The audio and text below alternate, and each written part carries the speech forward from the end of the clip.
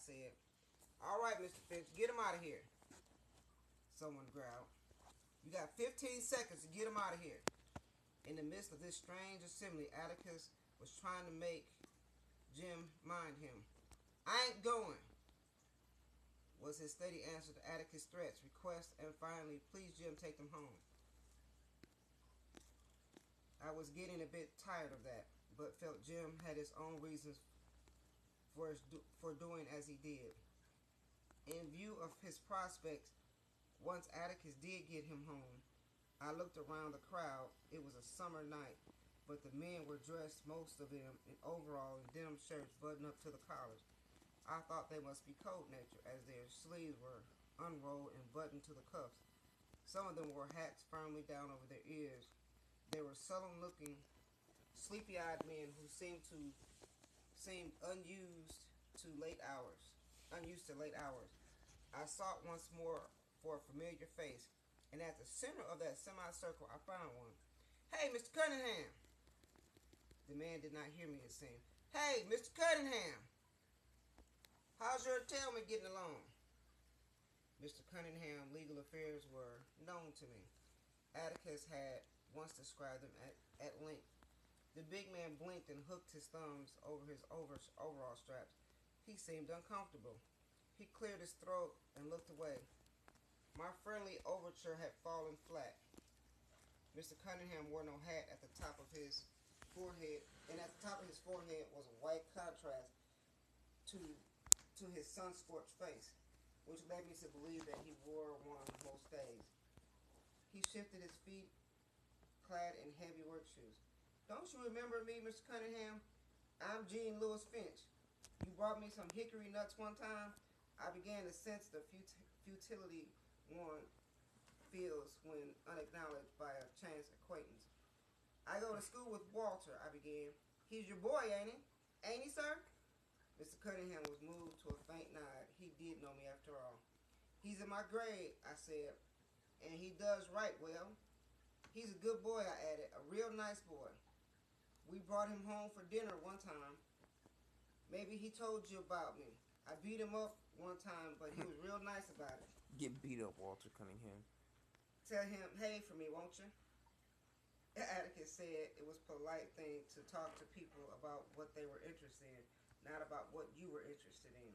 Mr. Cunningham displayed no interest in his son, so I tackled his entailment once more in a last-ditch effort to make him feel at home. Entailments are bad, I was advising him when I slowly awoke to the fact that I was addressing the entire aggregation. It's another one of your words. The men were all looking at me. Some had their mouth half open. Atticus had stopped poking at Jim. They were standing together beside Deal. Their attention amounted to fascination. Atticus' mouth even was half open, an attitude he had once described as uncouth. Our eyes met and he shut it. Well, Atticus, I was just saying to Mr. Cunningham that entailments are bad and all that, but you said not to worry. It takes a long time sometimes. That you all ride it out together. I was slowly drying up, wondering what idiocy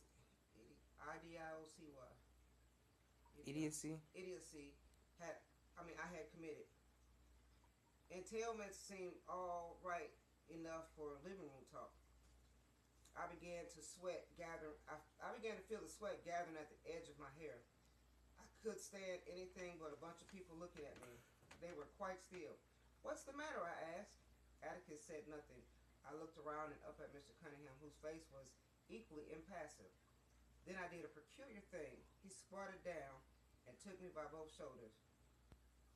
I'll tell him you said hey, little lady, he said. Then he straightened up and waved his big paw. Let's clear out, he called. Let's get going, boys. Oh, one of them is a girl?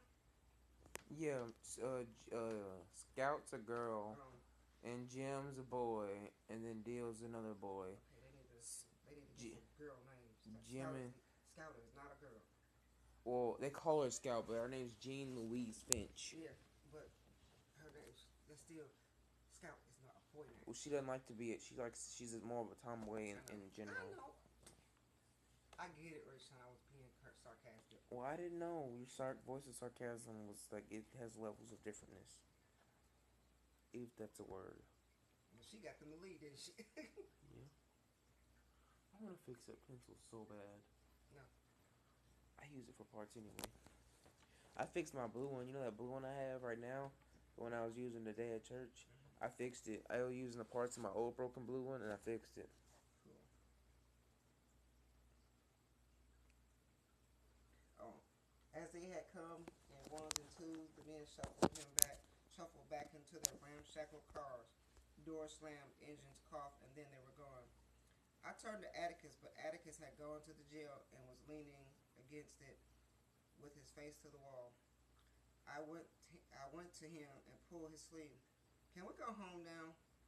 He nodded, produced a handkerchief, gave his face a going over, and blew his nose violently. Mr. Finch?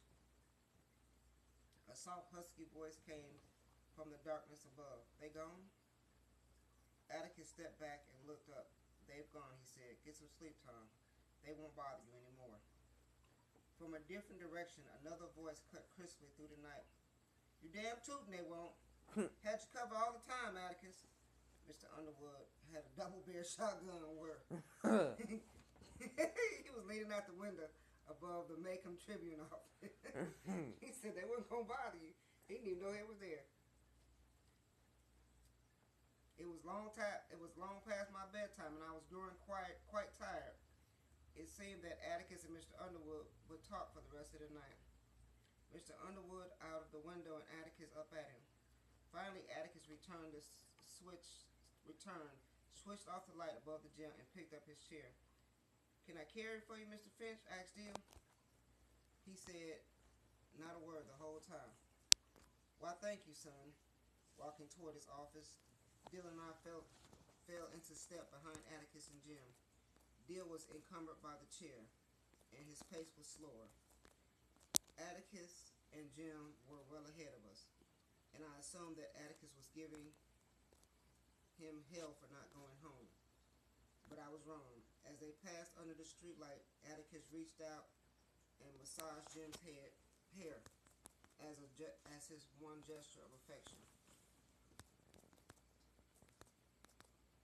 Keep going.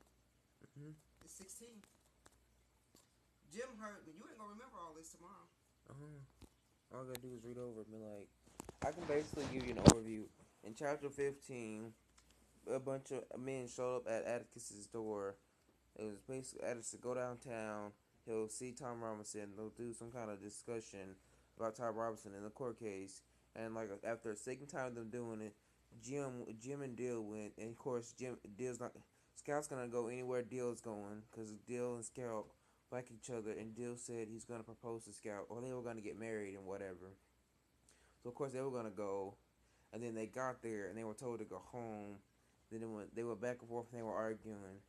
And Jim said no to go home. And eventually Scout got them to go home, I think, if I'm correct. Scout got the men to go home. Yeah, Scout got the men to go home. How did she get them to go home, though? What was she talking about to get them to go home? She was talking about... Well, she's talking to Walter Cunningham, right? Oh, not Walter Cunningham, but... Yeah, she was talking to Walter. She was talking directly. She was talking to the group, but she was speaking directly to Walter. Yeah, she's speaking directly to Walter Cunningham Sr. But she was addressing the whole crowd, but she was speaking directly to him. Yeah, and she was talking about how she beat up Walter Cunningham. And that, Walter Cunningham came over my house one time, and I fed him, and then I talked bad about him, and then I beat him up once, and he was real kind about it. What she was talking about was entailment. What was their entailment? This discussion was about, and she started the discussion off about entailment, and it's something that he had going on, and it brought his attention. That's what brought his attention and the group's attention to her. And then when she continued on, because she talked about his son, and his son wasn't of interest to him. Yeah. And then she talked about entailment. Well, she got the whole group interested. Whatever that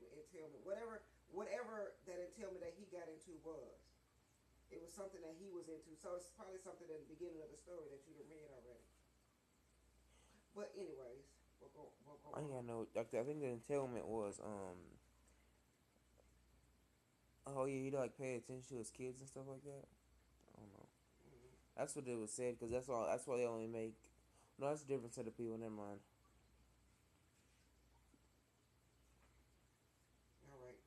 So read 16 and then I'm stopping. And you gotta read 17 in, Mm-mm. and then 18, Mm-mm. and then 19. 17, 18. We have to get to 20 today. Why?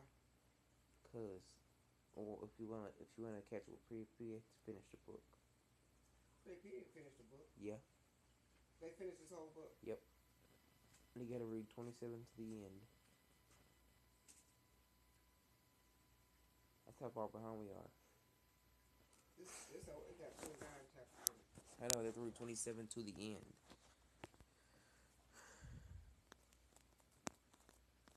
Well, you should have been reading this book the whole time.